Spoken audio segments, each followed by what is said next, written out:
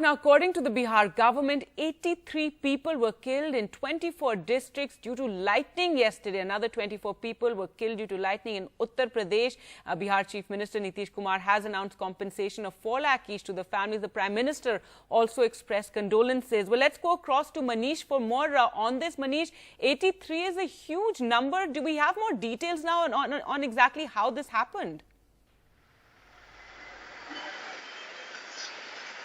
Gargi, this is, I think, the highest number in one single day. Within 4 hours, all these casualties have taken place between 5 o'clock in the morning, between 9 in the morning. And according to the state government, most of the people who died, they were out working in the field because it's sowing season has already started.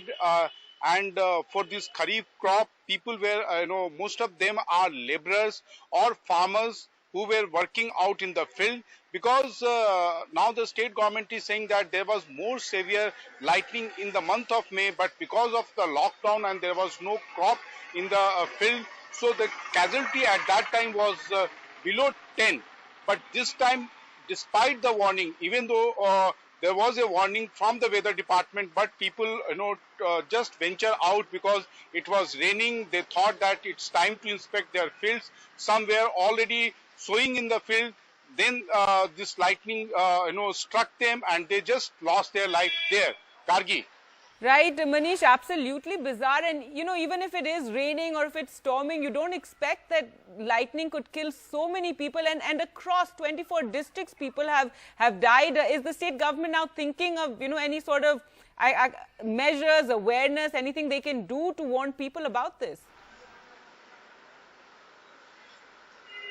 Yes, Gargi, they have issued an advisory. Today they have come out with full page ad in all the local newspapers, Hindi as well as English, and now they are also using their FM channels to alert or just warn people from going out in the field when it starts raining, because the weather department has predicted that next 2 days is going to be, Bihar is going to witness heavy rains across the state.